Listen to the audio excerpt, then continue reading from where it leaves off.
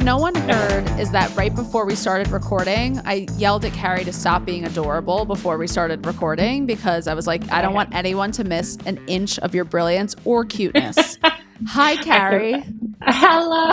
I don't know what you're talking about, but okay. Yay. I think the listeners already know. They can hear your giggle already. So I was trying to not giggle through the whole thing. I mean, that's just kind of what happens when no, I get you nervous, certainly can. You certainly can. Kari, I have been calling Coach Kari. Her name is with a K, and I call her Coach Kari with a K because you are the type of person where just being around you can like bring someone to tears from how, I don't know, warm you are, how empathetic you are, your amazing coaching skills. And you are just like, as a human, you are a coach in every area and aspect of your life and such a magical person. So I'm extremely excited to have you here today. Gosh. Thank you. And I think I will say, because you have called me Coach Kari, it kind of like changed my own inner identity too. It actually put me in contact with a part of me and a gift that I have that I didn't really realize before. So thank you for that. You didn't know that you're amazing. No, stop. I mean, not to the degree that you really helped me embody that. And that's really your gift, Michelle, is like you see people in big, deep ways. And it's like one of my favorite parts of you. It's like you have this, I don't know, well, we both are empaths, so you definitely have empathy for people, but you also have this like gift of insightfulness that is just really powerful. It's like, and why you're so like such a gift to your patients too. You're the guest here. Don't make me uncomfortable. Okay. I'm only complimenting you today. You better cut it out right now. Keep giggling, but cut it out. All right. I can't. Thank you.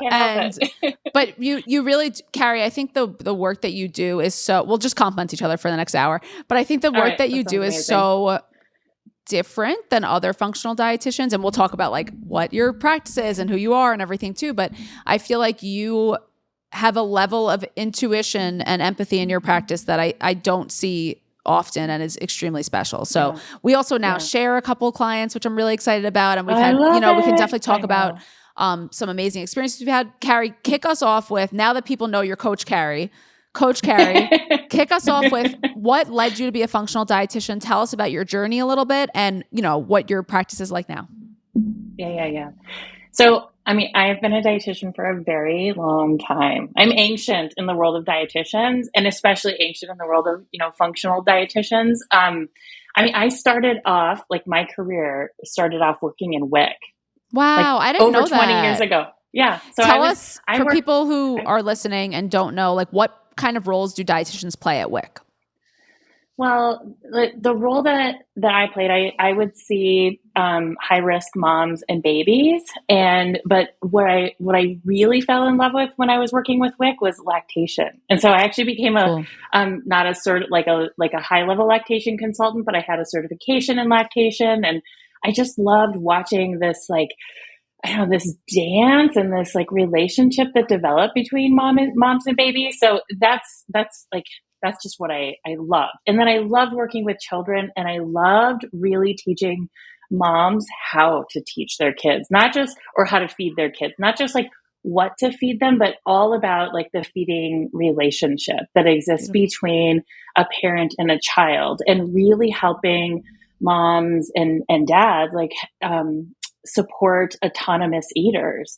And I think like that led into the world of, like working with people around the space of mindfulness and intuitive eating, and, just learning how to really trust themselves. Like we have to trust our children, but in order to do that, we have to trust ourselves.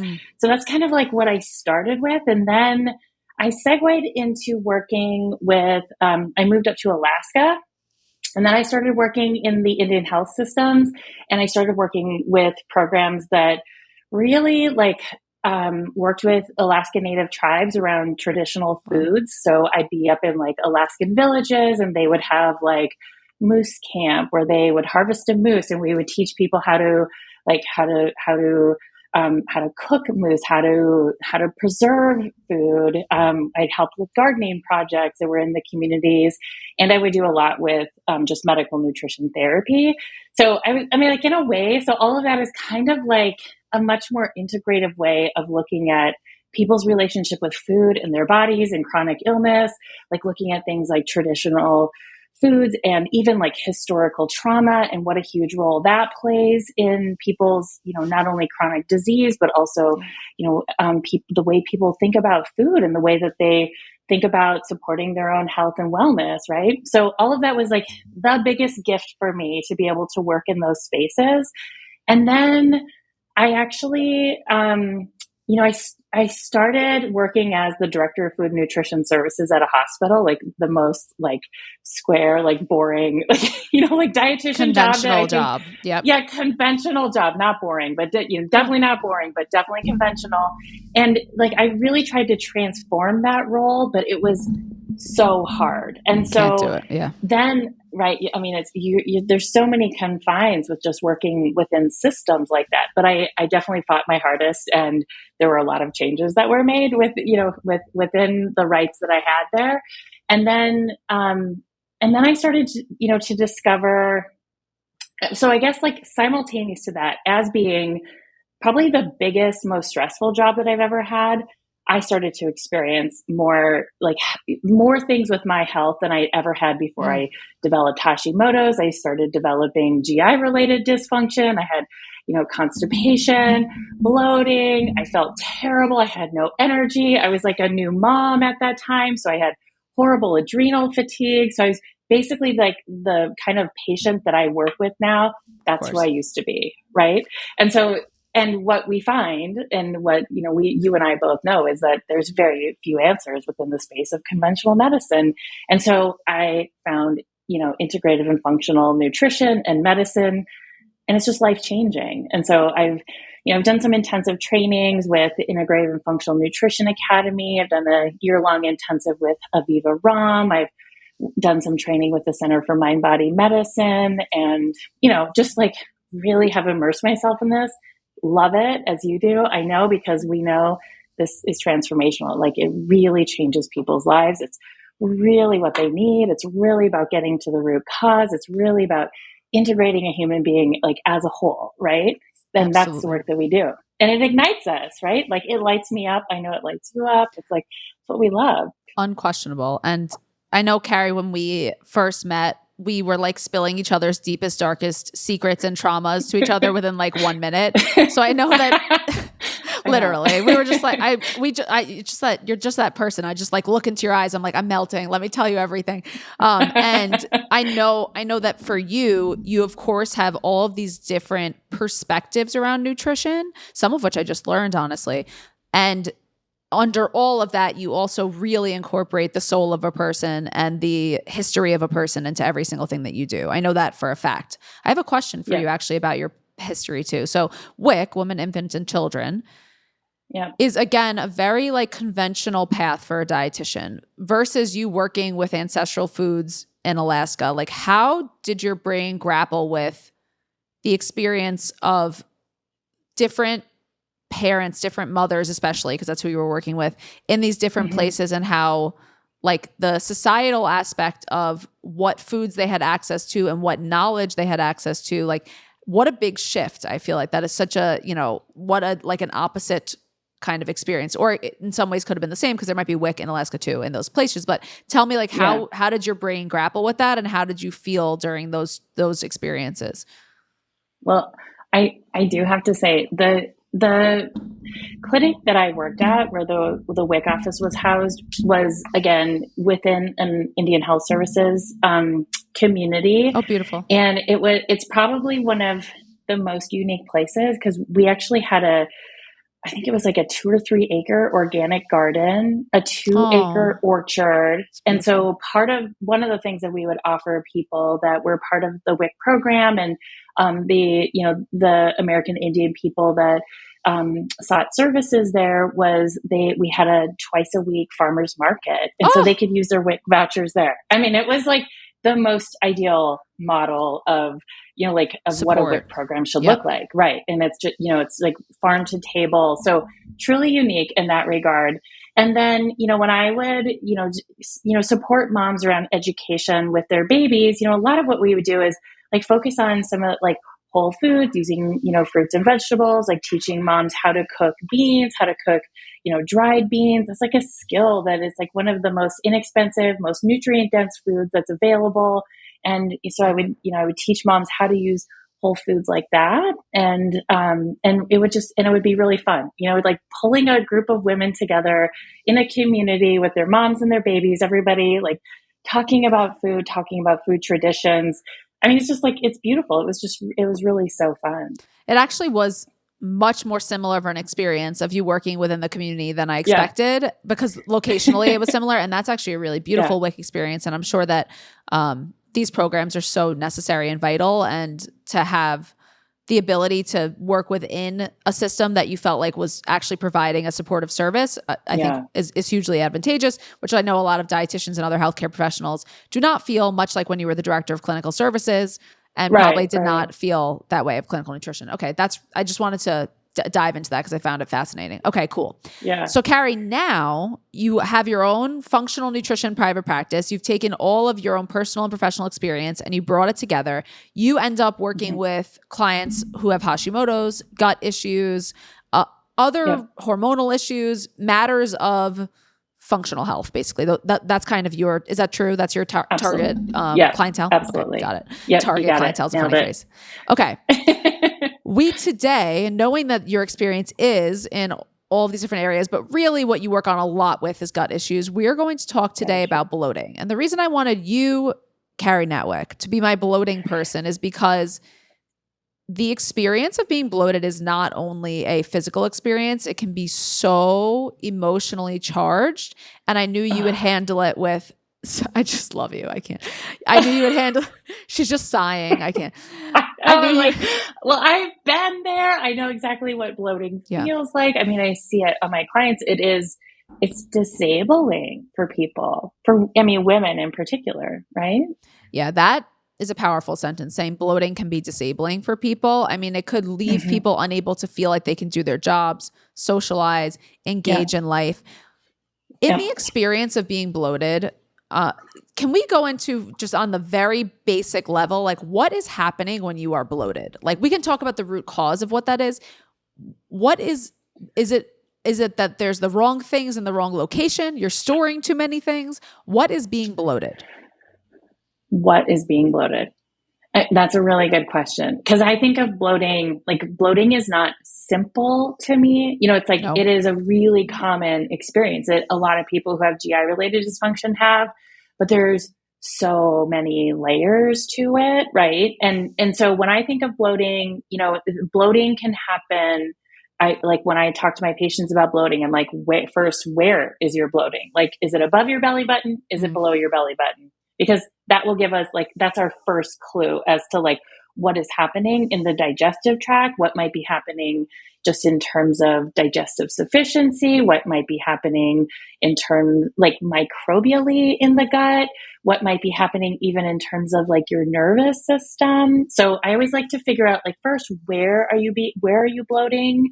And then, the second question is, when are you bloating? If you're bloating, if you're just perpetually bloated all the time, well, that's information. If you wake up in the morning and your stomach is flat and you're bloated by the end of the day, that's information. And then when are you bloating? Is it after a meal, or is it after you drink water first thing in the morning? It's all information, right? So everything that we're asking people, or that I'm trying to figure out is giving me information and clues as to what the root cause of bloating is. And then, if it's lower abdominal, how bad is the bloating? Do you have pain associated with the bloating? Can you button your pants by the end of the day? Do you just have to go and lay down? And are you truly, I have so many patients who truly are unable to function. They just have to go lay down. They're laying there in pain because their bloating is so bad. So I don't know if I really answered your question, but we can kind of delve into all the layers. Because there's different, you did answer it, and then we'll go in even further, because your answer is that this idea that we are bloated and it is one thing needs to be myth busted right off the bat. It's not just that everyone is not bloated the same. What bloating feels like could be different. Some people, it feels like more solid, and for some people it feels like there's something pushing outwards. Some people it feels like, oh, I just gained weight there and I'm not sure if it's bloating or not. And I think it feels really different for different people. If it is fluid or stool or air, which is kind of the three different like things I would think of that could be contributing to that, it is, each one has their own root cause. So, and as many root causes. So I get that answer, because it's hard to say what that bloating is for each person, because bloating has those different layers. You can be bloated in any of those ways. Also. And like, and I love like the way that you distinguish that. So like stool, first of all, yes, if you're not pooping, you're going to feel bloated, right? If you haven't pooped for 3 days, that's going to give you that sensation of like fullness and bloating, especially in your lower abdomen, right? And then the air piece, I think, like that's where it gets more interesting. It's like, well, what is causing that? And so much of that, is really a sign of fermentation and gas that is being produced in the gut. And that can be, first because of digestive insufficiency. There's a lot of layers of digestive insufficiency. There's a lot of reasons for digestive insufficiency. But it can also be like, so when you're not digesting food properly, that food can sit in your gut. It can start to ferment. That fermentation, obviously the byproduct of fermentation is gas, right? And that can happen both in the stomach. It can happen in the lower GI tract. So that could be it. But I think like the biggest reason like that we always have to be assessing for is what's happening microbially in the gut. Like, is there dysbiosis? What is causing dysbiosis? Is there an infection in the gut? Because if you have dysbiotic bacteria in the small or large intestine, when you eat, especially if you eat refined carbohydrate, those microbes are going to eat. And when they eat, they start fermenting too. They start producing gas, and that gas can also cause bloating. Right? I need to like hold you there, because I need people to understand this visual, which is that bad bugs are eating and their farts are what is causing your bloating. So I think it's extremely funny and worth acknowledging. Yeah. So it's like, we have to understand the bloating on a functional level. Like, what is the physical form of your body, right? Like, are you hunched over also? Are you like, is it your hips pushed forward? Is that a problem? Is it like a pelvic issue? Is it a microbial issue? Is it like there's an actual imbalance in bacteria? Is it like we're going to talk about, of course, maybe an acid balance issue or amount issue?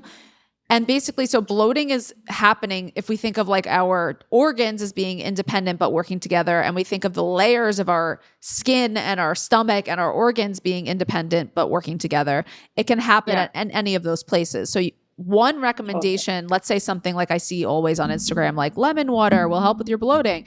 Like, actually lemon water does help with some of my clients' bloating, but it's a very specific client. And you know that too. Yeah. What were you going to say? Go ahead. Yeah. No, I totally, I just want to say, like, I agree. Like, lemon water feels like, I don't know, maybe that's just not like the majority of the patients that I work with.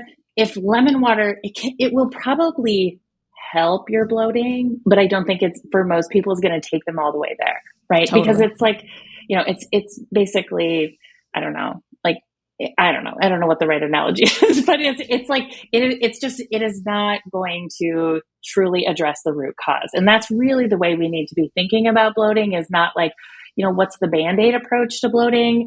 And, again, when we're looking at somebody who makes some improvement with lemon water, here's the first question we're going to probably ask ourselves is, what is that lemon water doing? And it's really helping to acidify the stomach, right? Which is one of the main root causes of bloating for people.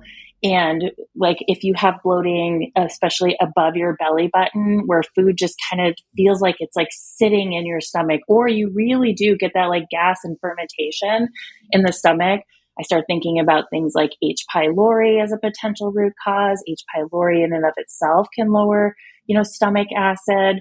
But people who have had chronic PPI use, the proton pump inhibitors, right? Like, that can lower stomach acid.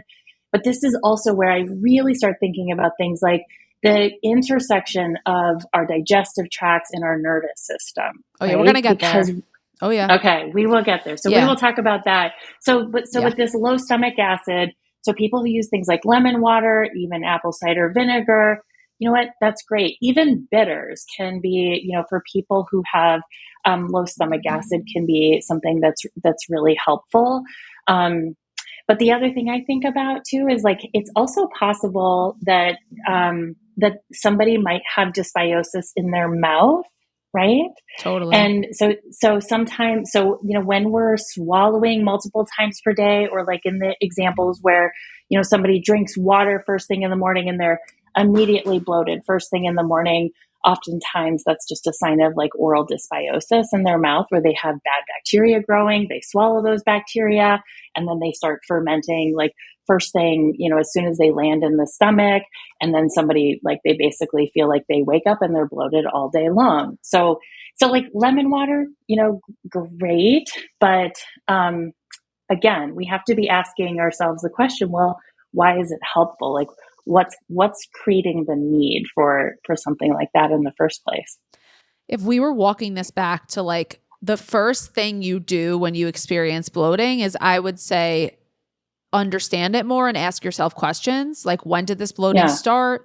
What is the experience of having this bloating like? Was there anything that influenced this bloating? And understanding, is it that below the belly button bloating, above the belly button bloating, and starting to understand what organs are in those places to understand what we might need. Something that you keep coming back to that's really important is that a lot of what's guiding our bloating is the fermentation from the bad bacteria. It's basically what they're eating. That seems to be a huge piece of it. And that's not a simple fix either, because we need to understand why they're doing that, why the imbalance exists. And again, where are they coming from in the first place, right? So, and that's, even that small concept is really big. Sorry, go ahead. Yeah. No, it's huge. And like, if we kind of like journey through our entire digestive tract, it starts with like I just mentioned, it starts with our mouth, right? So so first things first is, what is our oral hygiene? Like, what might be growing in our mouth, you know, followed by what's growing in our stomach, and then into the small intestine. Because if we're talking about, you know, like what's happening in terms of bacteria, and especially with bloating, like if you're that person who wakes up in the morning and your stomach is flat and your bloating gets progressively worse, almost painful by the end of the day, the first thought that I have for somebody like that is whether or not they have small intestinal bacterial overgrowth or SIBO. It's just one of the most kind of common reasons for people to experience bloating with that type of presentation. Sure. But then, you know, like as we move into the large intestine, then, you know, we start looking at, you know, just general dysbiosis, like dysbiotic bad bacteria that grow in the large intestine, things like parasites. Parasites are a very common, you know, sign of bloating. So like, you know, like we just had a full moon last night, and I've already had like 2 of my patients reach out to me this morning and be like, oh, I didn't sleep. B, I'm so bloated. Like, it's just like gotten kind of worse in the last few days. And it's like, yes, because you have a parasite and we're working on it. Like, we will get rid of it. It's okay. Wait, tell us about the parasites in the full moon. Well, so, and this seems like, I know the first, like there's a few patients of mine who are like, that just seems like a old wives' tale. It seems kind of like folklore. Yeah. Like a woo-woo thing. But there really is a correlation between full moons and an increased activity of parasites, which can, you know, like wake people up in the middle of the night. Also, like people tend to be more constipated and bloated around full moons. Sometimes those can just be like signs for us, again, as to like, what is the root cause of your digestive dysfunction, right? So fascinating. This is also, we're kind of getting into this world today where like the microbiotic particles and the other bugs that we have like their own vibes and their own personalities, and they're like doing things, which is really interesting. Yeah, they're like their own thing. So it's just interesting because you're like talking about how the parasites are getting hyped over the moon, and it's like it's because they have their own life cycle, and we have trillions of bacteria existing within us, even just within our gut. We're kind of like made of bacteria. And it's very interesting how we have to take into account not only how the bacteria is interacting with us, but how it interacts on its own and how it interacts with the world. It's getting so excited about the moon that it's keeping us up. It's so true. I mean, like these bacteria, they just own us, really. Exactly. Right. I know. We're so not the masters of the world. They are the masters of the world. I know. It's so true. Yeah. Right? I think, and this is maybe a little bit tangential, but I've been reading some research lately because I've been doing some presentations on the gut-brain axis, and even looking at how the bacteria in our gut influence things like food cravings. Oh my gosh. I know the parasites in food cravings is really fascinating. It's really, really interesting. Yeah. I mean, because they want food. And so they love refined carbohydrate. They love sweets. They love sugar, right? So it's like that again, if somebody has food cravings, like when they come to see us, it's like, that's just another clue, right? It's like, what are those bacteria that are in their gut who own them? Like, what are they telling them? They're really trying to signal like food cravings, like kind of like perpetual like thoughts about just wanting to eat sugar all the time. That is usually driven by bacteria. Like one of many things, but again, I have a big bacteria bloating question actually, because I think people hearing this are going to go, yeah, I got it. Michelle and Kari, I'm so viciously uncomfortable with bloating. I don't really care that much about the root cause. I want to think about solutions. We will get there, but I know what someone's thinking of is, great, bacteria equal bad. Let me get a probiotic. Can we talk about the risks of probiotics, just taking them arbitrarily with people who are already bloated, and why taking a probiotic can make someone more bloated? I am so glad you brought that up, actually, because it's like the number one thing people reach for, right? They have gut issues, they have bloating, and there's so much marketing around probiotics now that I think people think it's just like this magic pill that they take. They have to and that they take a probiotic, everything's going to be right with the world. But in fact, it just creates like the battle ensues, right? That's the way that I like to think of taking a probiotic. So if you have dysbiosis or like bad bacteria growing in your gut, and I don't like war analogies, but it just kind of like works the best when we're talking about like good and bad bacteria in the gut. Of course, you don't like war analogies, by the way.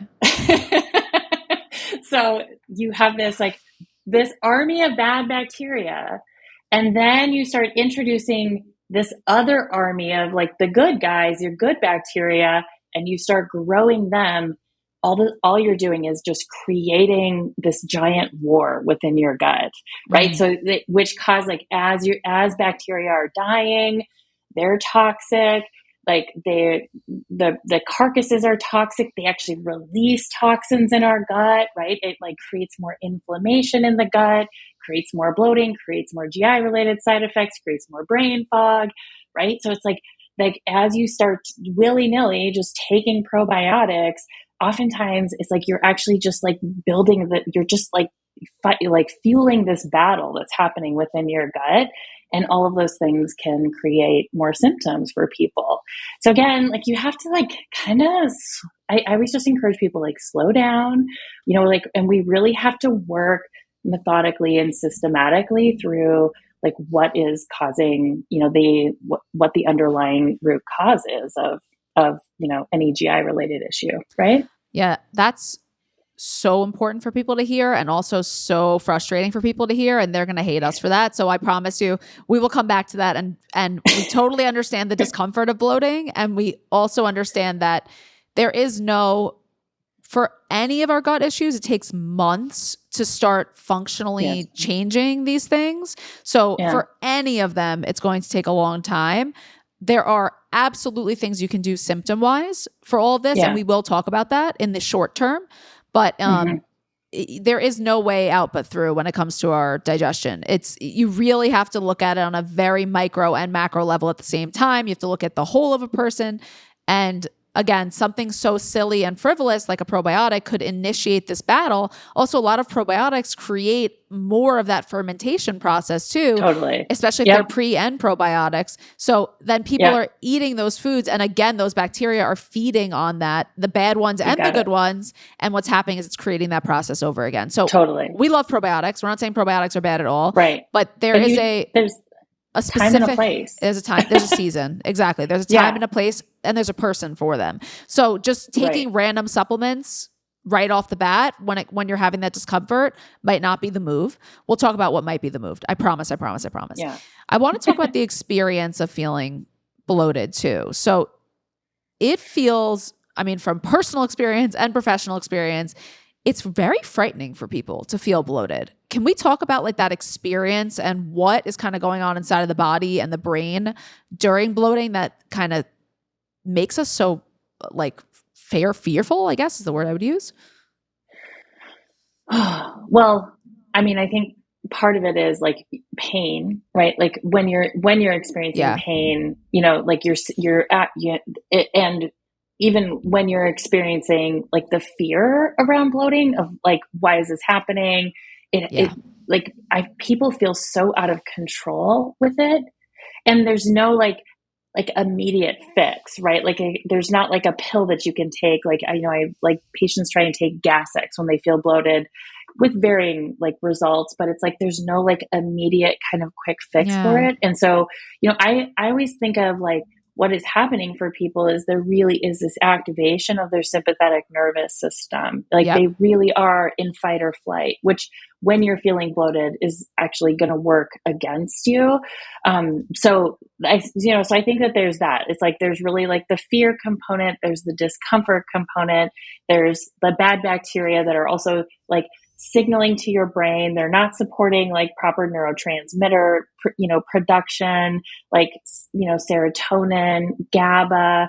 And you're just kind of like in this really negative feedback loop, both within the microbes in your gut, but also with your nervous system.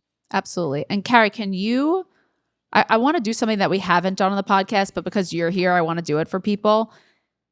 Let's together walk someone through like from the first second they notice they're bloated to just, they can always play this recording if they ever need it. Yeah. Like, hey, I'll be the listener. Hi, listener.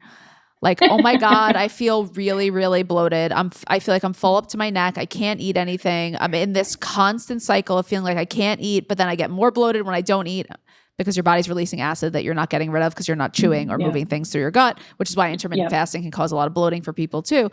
But let's take someone in that moment of extreme fear and desperation.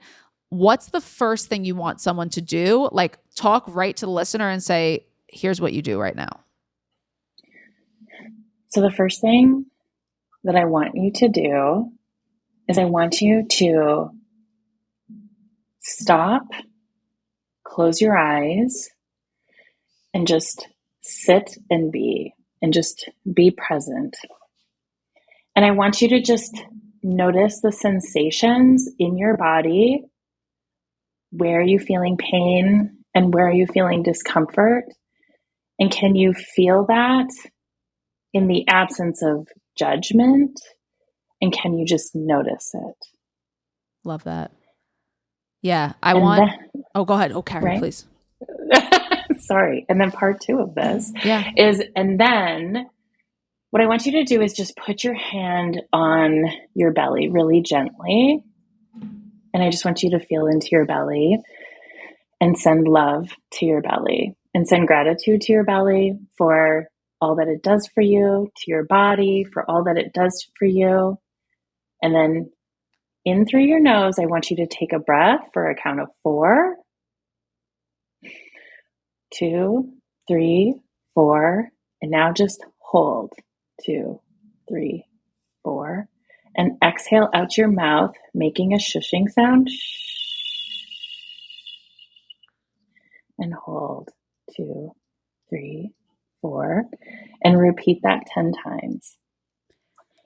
Because what that does is it is creating a sense of safety in your body, which actually in that moment changes. It can even change the microbial makeup.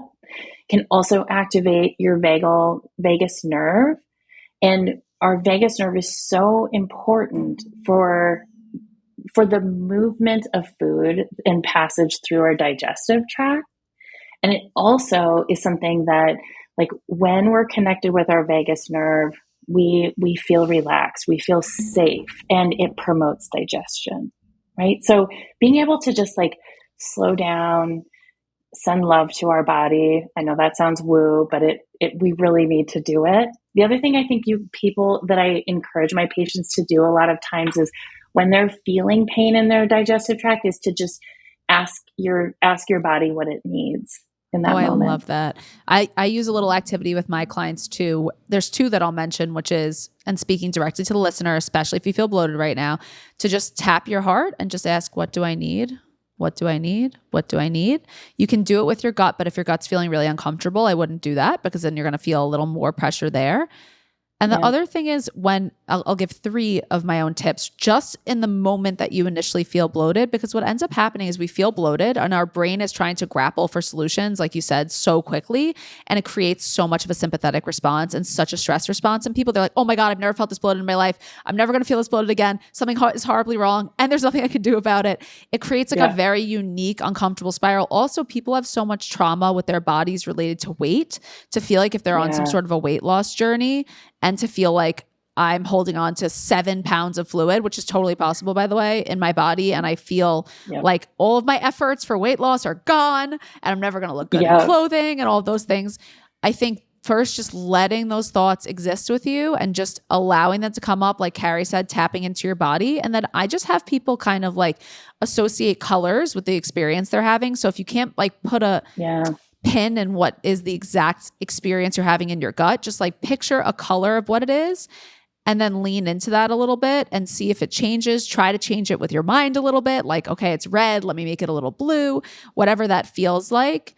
And try to, again, visualize and send energy to the area without it being, to not create that overwhelm, because a big part of the game with bloating is that sympathetic response, because it is very scary for people. It is truly very scary. Like we're I think what's not caught on like Instagram when you see like, again, like lemon water as these recommendations is that like, this is a legitimately overwhelming from a couple different angles experience for people. And the most important thing you can first do is just like bring down your sympathetic nervous system, because that's going to help you in the long term and the short term so much. And using that activity Kari gave and these other tips, I think is like the first step with bloating, which I know is not the answer of, oh my God, you should have this exact herb or this exact supplement that people might want to hear, but it is legitimately the most effective for getting through the experience and also transforming what's going on in your actual gut. So that's unquestionably important. And also your vagus nerve, as we know, which is like the front of our neck and connects. We've heard about it, I'm sure, on many of my podcasts or many podcasts people have ever listened to. But in those times when you're feeling bloated, you're not getting that parasympathetic activation. And again, your vagus nerve is not giving you like the side of it that you really want the love from. So I think it's really important to create that communication, because the vagus nerve also controls the pacing of food leaving our gut or staying inside of our gut. And we know constipation and bloating are very interrelated. And I think that anything that's going to make you feel like you're bound up and feeling like you're holding everything together is just going to create more acid flowing in the wrong place, more bad, bugs like Kari keeps talking about, and that feeling of not being able to move things through your digestive tract, which I want to talk about, like movement and your digestive tract. Right. Well, and the other thing that I want to add to all of this in terms of like just tools, like in that moment of like trying to really engage and activate the parasympathetic nervous system, is like, there's also like certain poses and movement in your body can also be helpful. I think one of the worst positions if you're feeling bloated is just sitting. Right. Because it creates more compression, especially because most people have pretty poor posture. I am myself included. It creates more compression in our gut. And so like moving into things like if it doesn't hurt too much, one of my favorite positions, and this also is for activation of the parasympathetic nervous system, is just legs up the wall. You're laying flat, like you're an L basically, and your legs are against the wall. This is also related to we know in TCM and Ayurveda, like your chi, well, not chi from Ayurveda, but blood flow. It's a huge part of this bloating piece too. And having the reason why some people have bloating is also because they have blood pooling in their abdomen and it's not moving to the appropriate places. It's not moving to your heart, being sent back. So it's really important to I think walking can be really helpful for bloating for that reason too. Definitely. Just to get like blood flowing is really important, because I think of bloating, and I know the person listening to this is going to think of bloating as something that's very stagnating and holding you, and moving and like gentle massage might help too. Gentle massage is so good. Yeah. Tell me, I love that. Talk to me about movement and the digestive tract. Like, what's going to stop things from moving? What's going to stop us from, why do we hold on to things that we don't want to? Give us the physical reasons and the spiritual reasons. Well, there's a lot of energetics around things not moving through our digestive tract. And I think one of the and you probably know this to be true, I know this to be true, about 99% of the people that I work with who have GI-related dysfunction is they have trauma, right? And, the impact that trauma has not only on the vagus nervous system, there's some studies that show that, trauma can actually blunt the vagus nerve, right? That connection and that communication between our gut and our brain, or that gut-brain axis, can be impacted. And when that happens, there's a lot of things that happen just in terms of peristalsis and movement of the passage of food through our digestive tract. But particularly the migrating motor complex, right? Oh, let's talk about it. Yeah. So the migrating motor complex, which is that when your stomach is empty, a lot of times what people will say is around 4 hours after you haven't eaten anything, there's this cleansing wave called the migrating motor complex that moves through the gut. It's kind of creates this ripple effect, almost like a broom, and it just sweeps up debris, it sweeps up bacteria, food particles, whatever's remaining from the day or from your last meal. And when you don't have that vagal nerve activation, that cleansing wave isn't occurring. And when that happens, it's almost like you just start growing a garbage can in your gut, right? So this debris starts to build up, which can then, and that's what a lot of these bacteria, especially, when we're talking about things like SIBO, they love a dirty environment, right? So they're going to sit, you're just creating the most hospitable environment for some of these bad bugs, right?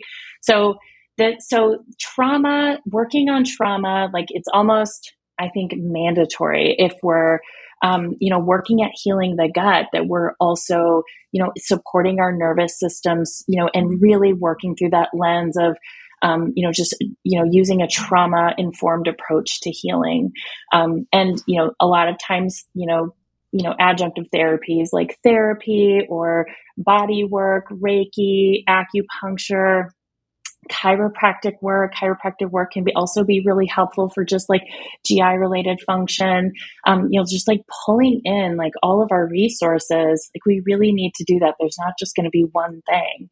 So, so looking at this through that lens of, trauma for, movement through the gut, from the perspective of, both what's happening with peristalsis, but also that migrating motor complex. And then, I think, the other thing that I want to mention about things like trauma and stress as it relates to all things with our gut is that, when we're feeling stressed out, in any particular moment, we're feeling really activated and we're engaged in that sympathetic nervous system and that sympathetic nervous response. What's happening in that moment is that, our body is getting ready to run or to fight. And when that happens, we're actually shunting blood from our digestive tract into our large muscle groups, into our brain, into our heart, because we're getting ready to run and fight and to survive, right?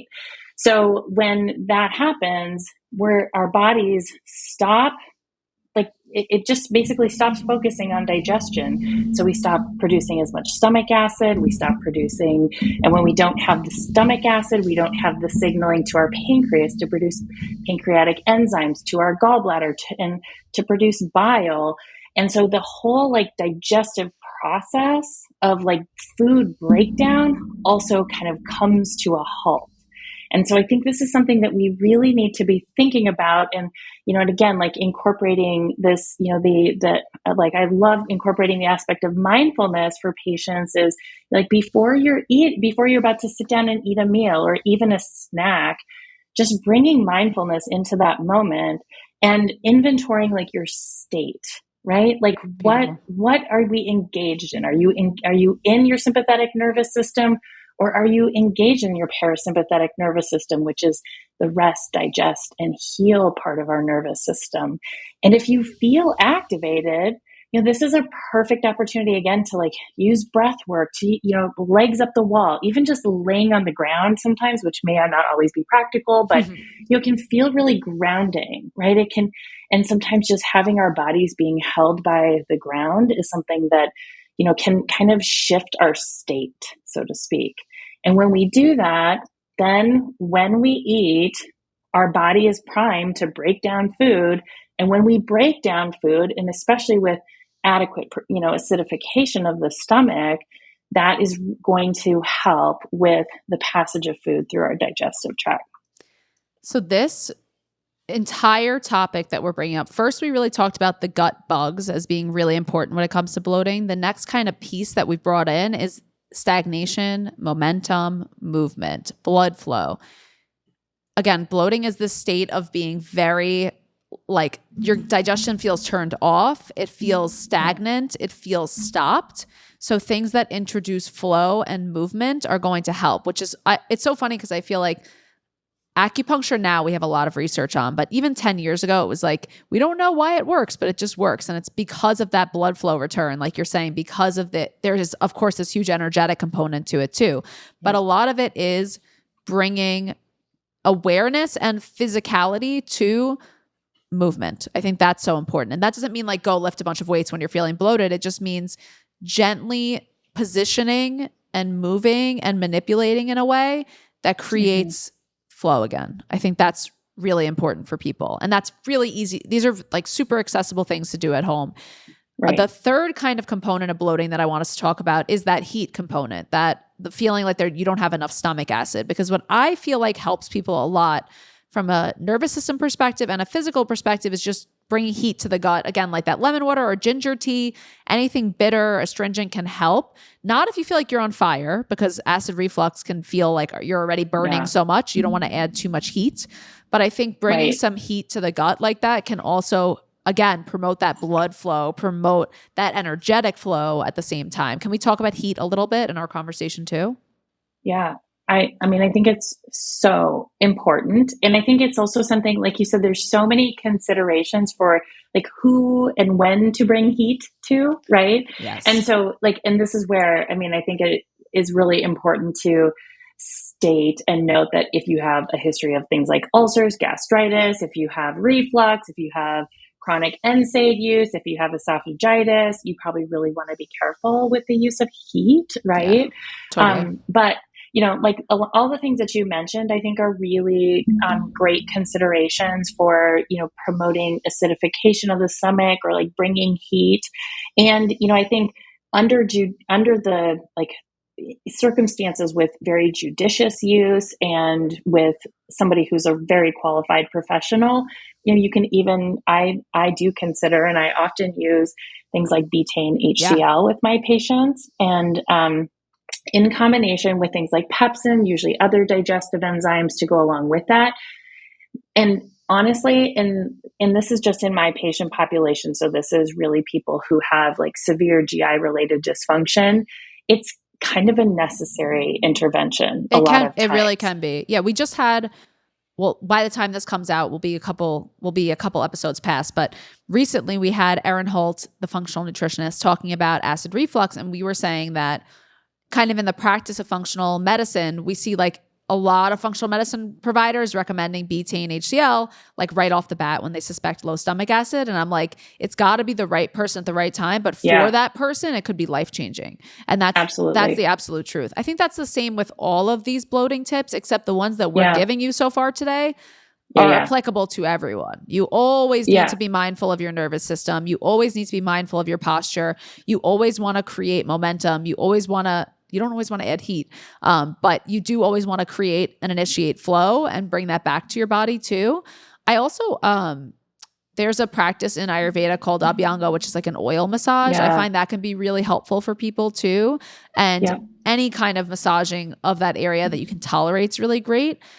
And then I also just have to say this, like, if you are listening and you are a person who feels chronically bloated, this will pass. I know it feels like right now it is forever and it's the worst thing that's ever happened to you. And I totally get it. And we totally understand that you feel that way, but this is not going to be forever. This is just right now. And I hate that you feel this way, but it will pass. And Kari, when it comes to bloating and kind of the weight piece of things for people and how it feels triggering for people, would you give any specific kind of pieces of advice around that, and that being bloated is a specific weight trigger? And actually, before you even answer that, keep that question in mind. I need to talk about this thing that I'm seeing on social media all the time. It was really popular like 2 months ago, which is that everyone posts pictures, not everyone, many people on the net post pictures of themselves like super bloated and then say, this is normal. This is how I feel, towards the end of the day. I have the same, this is how bodies work. What do you feel about that? Is that true? Is everyone super bloated? And how do you know when bloating is actually, I agree. Exactly. How do you know when, I was a leading question. How do you know when bloating is like not just a thing that like your body gets more bloated as the day goes on? How do you know when it's an actual problem for you? And this is where I think we have to take bloating into like the bigger context of what else is happening in somebody's health picture, because I like rarely, like almost never will you meet a person who like the only thing that they're dealing with is bloating, right? Totally. So, it's what they notice the most because it's so uncomfortable. Exactly. And it's visual. Right. Yeah. Right. And that is a piece that I think is so important that I rarely hear talked about, is the impact of like body image and even body dysmorphia around bloating. And so if you're somebody who already was dealing with body dysmorphia or body image issues before you develop gut issues, this is going to be very triggering without question. Right. Yes. So, and again, I think like the thing that I always say to my women, I'm just going to say women because it's mostly women that really struggle with this when that's happening, is to like first, again, really promote awareness around the thoughts that you are having, rather than like letting the train like just run off the tracks of like, oh my gosh, like, like the whole example you gave where it's like, I've gained 7 pounds and I've like, like I'm retaining all this fluid and look at my stomach and none of my pants fits. It's like, okay, first thing, we have to like slow down because this isn't actually an emergency. This is just information. And wait, I need you to repeat that first of all. I'm going to repeat it for you and then I'm going to make you repeat it at some point too. This is not an emergency. This is information. So bloating is a trigger, and where we are recommending space to help you is in the reaction to that trigger. Exactly. So what we often want to do when we feel uncomfortable is get rid of the trigger. We're like, get rid of this. I hate this feeling. Of course. Yeah. What we want you to know is that what is causing a lot of the discomfort around bloating is, of course, the physicality, but there is also pain in the reaction. There's also further distress in the reaction. So catch yourself in that cycle. You can verbally say stop. You can accept and acknowledge when it comes up, but realizing that bloating has like so much. It's interesting that we're saying this about bloating too, because bloating is actually not usually indicative of like a hugely dangerous, it's not like a hugely dangerous indicator. And listen, I always want you to talk to your doctor and dietitian if you're having any symptoms. If you're listening, this is not medical or nutrition advice, but bloating feels very, very, very scary. It's a big bark with no bite kind of symptom. And I think we feel like, I don't know if you've experienced it, Kari, but like for my clients who felt bloated, for myself, because we have that weight relationship with it, because digestion, when it's altered, can feel really scary. If people are phobic of like throwing up, it can feel really scary because you start getting nauseous around it. It's realizing that it might just be like a level 3 or 4 discomfort, and that a lot of the discomfort around bloating is actually coming from the reaction to it, I think is really important for people. What do you think about that? I totally agree. Like, I mean, I really love that you said that, because again, it's like, going back to like what we were saying earlier, it really is like that activation of the sympathetic nervous system where your body feels like it is now in danger, right? And like, and initiating that level and type of response in your body is only going to make things worse, right?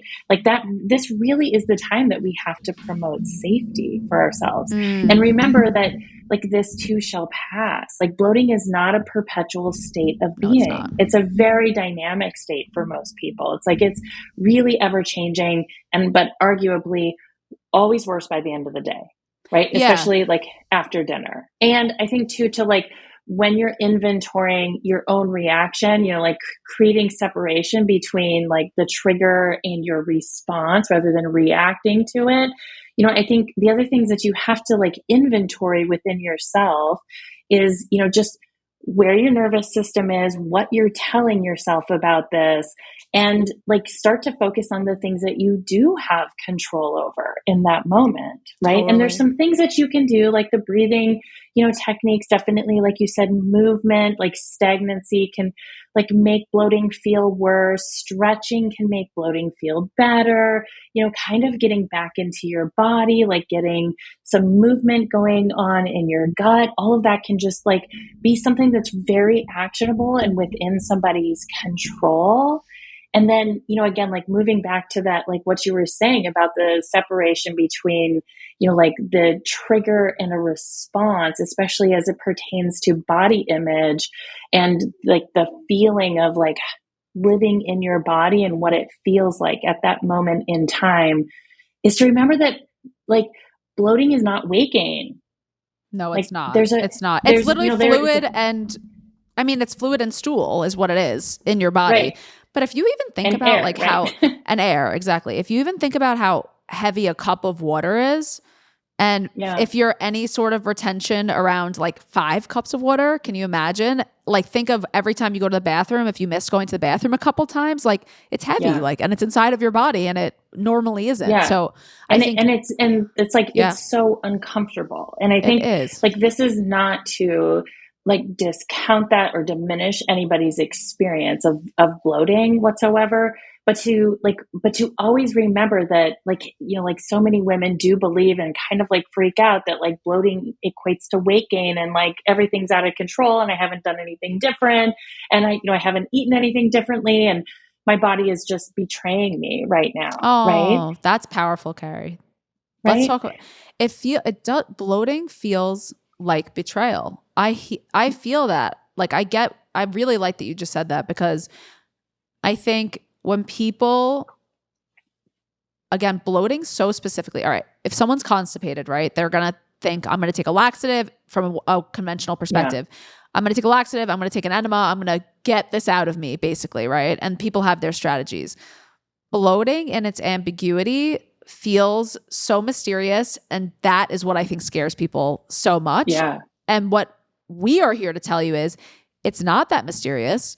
There's a lot of different reasons why you can be bloated, but there's not infinite reasons that are totally mysterious. There's a certain amount of reasons that you can be bloated, and we discussed a lot of them today. And I think bloating feels, again, like your body's trying to make you feel and look bad. And it's like, no, it is trying to communicate. It is a signal and a symptom and a sign like anything else, right? Right. But it is not your body trying to get back at you. It is not, I love that word, that bloating feels like betrayal, because it's like, stop doing the thing I don't want you to do. I don't want you to do that. Right. Stop doing that, which creates a sympathetic response too. Right. Exactly. And, and I think like the thing to remember is like, and this is why, okay, if you are somebody who experiences bloating, and you're like really in the throes of it, right? And you're not working with somebody like you or I, who's an integrative and functional dietitian.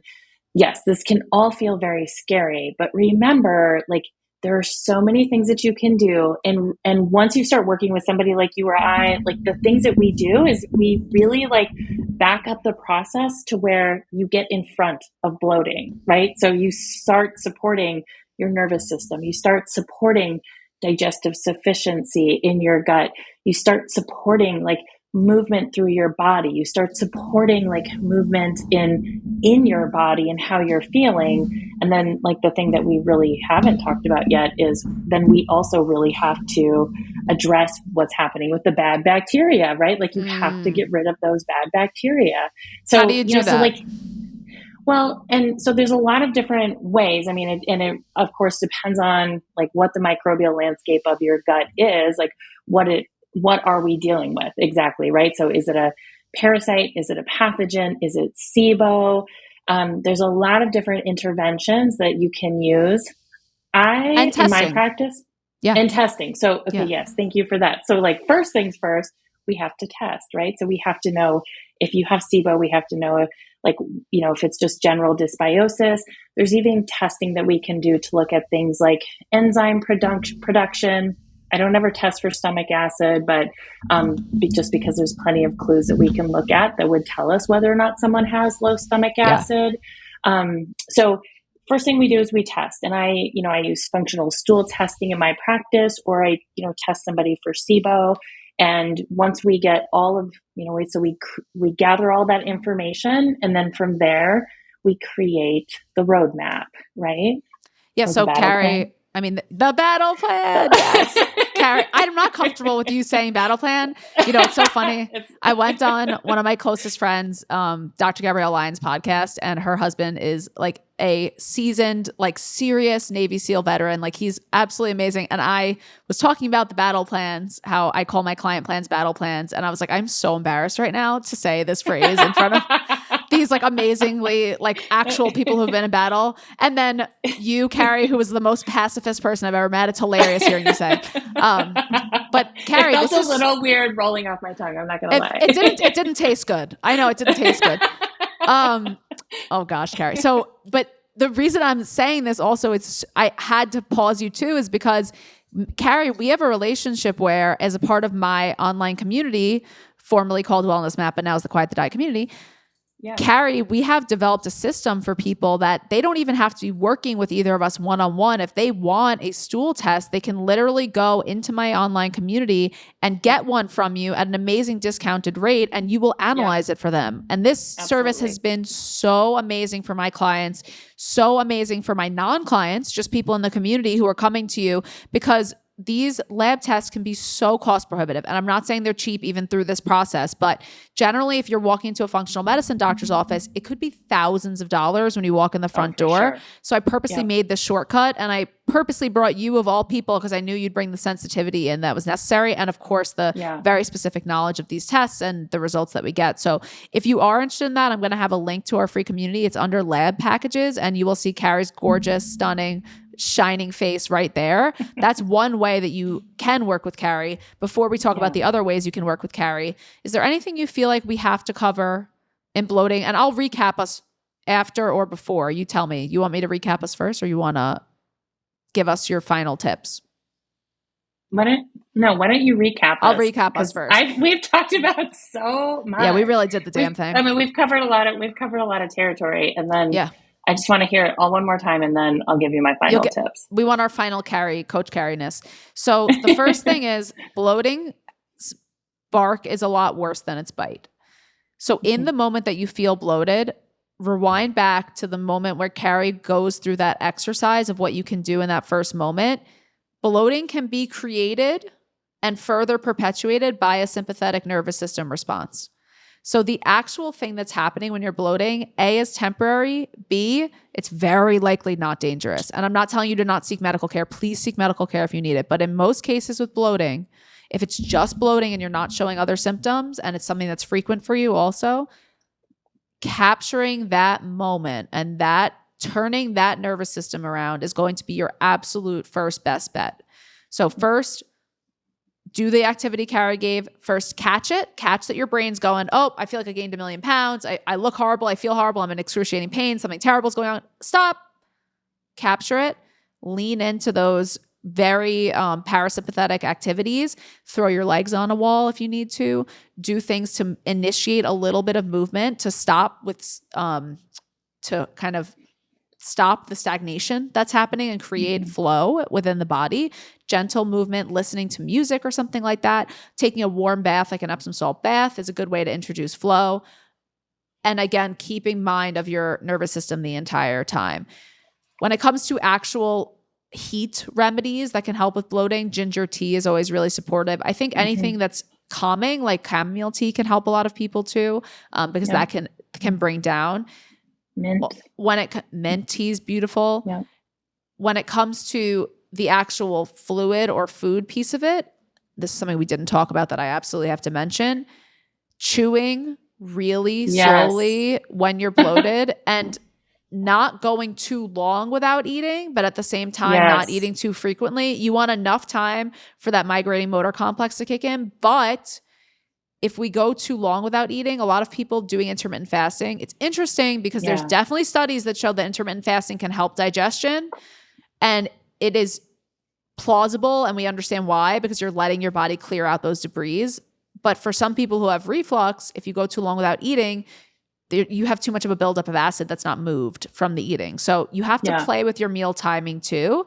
What a lot of people use for bloating is like kind of like a food combining tactic. And I talked about this in the reflux episode, which is just like eating uncomplicated foods really slowly and trying not to mix too many different foods at once. So just chewing really slowly, not having too many different types of foods might help people in those moments.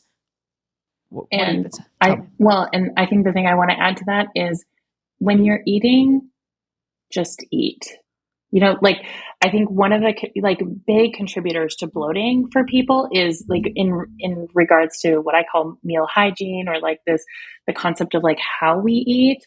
And that is like a lot of people multitask while they're eating. Like they're sitting and eating in front of their computer. They're, I don't know, like usually on their phones, or they're like reading something. It's so hard for people to really just stop and kind of be with themselves even for 10 minutes and to just stop and to eat. And it can be that change in and of itself for some people is an absolute like game changer in the realm of bloating, because now you're chewing your food better, right? Like that you're like engaging the cephalic phase of digestion.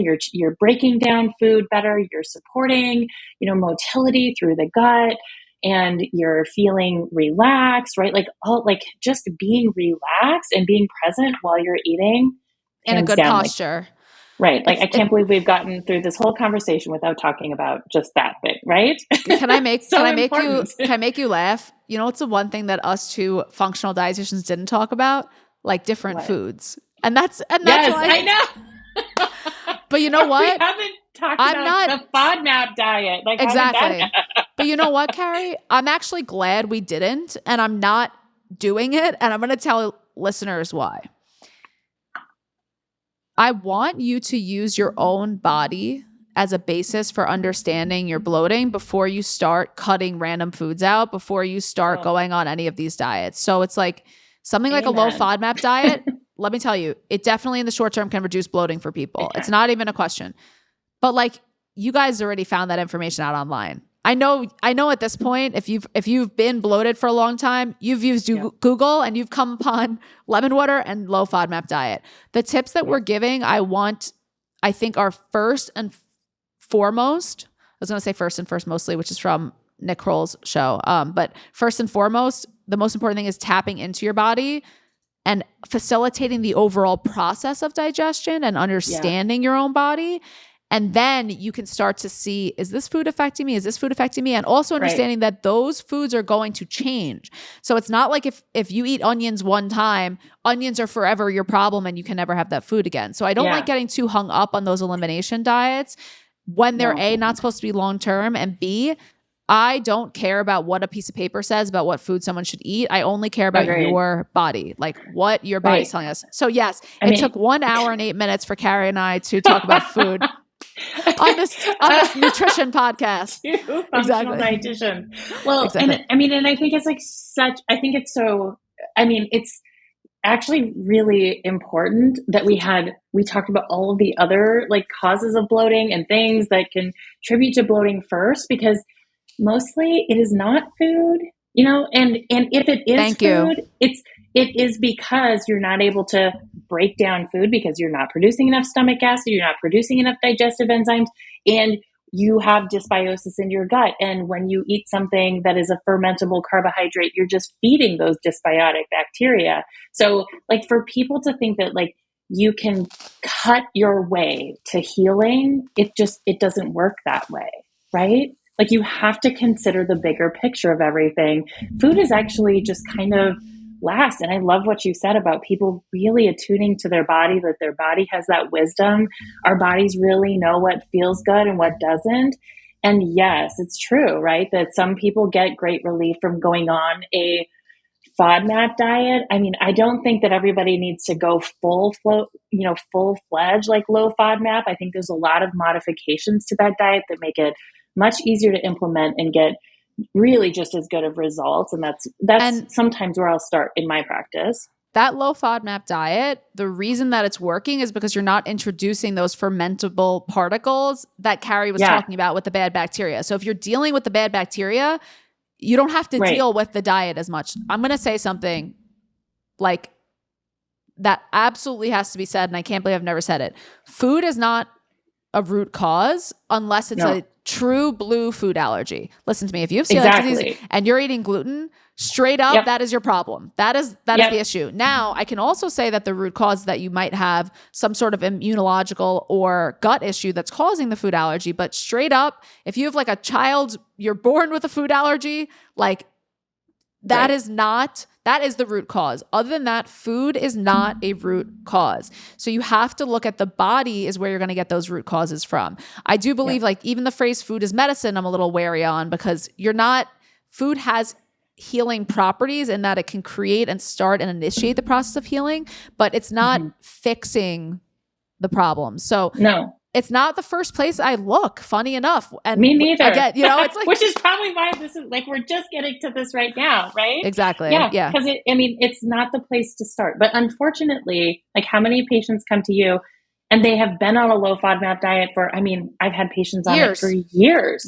And then the next thing they're doing is, well, that didn't work. So what do I need to cut next? And they're just like cutting their way. And again, you can't cut your way to healing, right? No. And meanwhile, like you're actually like creating more dysbiosis in the gut because you're no longer feeding beneficial bacteria. You are now putting yourself into the position of developing vitamin and nutrient deficiencies, mineral imbalances, which is kind of another component of all of this for people, which we didn't really get into, but so there's a lot of things that are happening as people are just like cutting.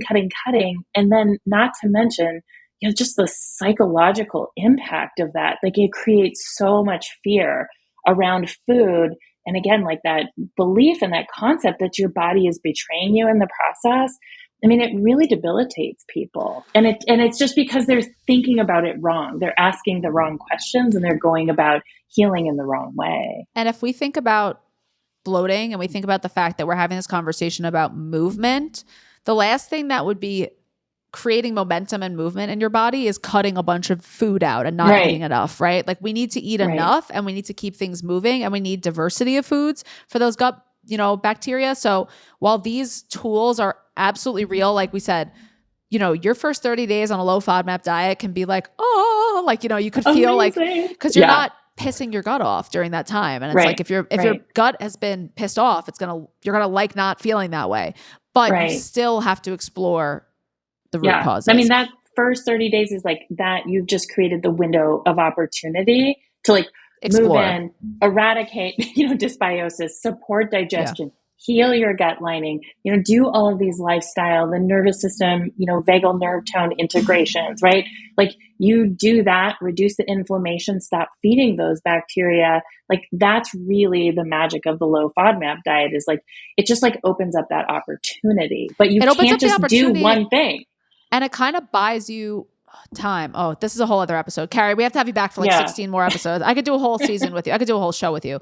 But when it comes to healing and feeling, if you're chronically bloated, it depletes your reservoir of resiliency so much. So not having symptoms for even a couple days can buy you enough time to then explore things further. So while you're still in the crap and you're still in it, and there's crap in you, if you're feeling that way, it's the number one thing to do again is really notice how you're feeling too. Yeah. And it's so funny. We're talking about bloating. We didn't talk about fiber.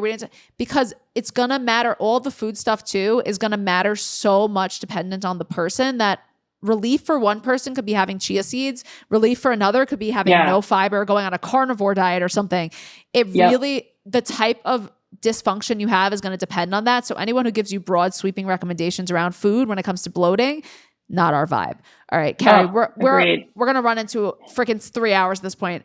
Most importantly, I know that people are going to be just salivating for more Kari. Kari, how do people find you? How do they work with you? We know one way is through our Wellness Map Quiet the Diet community.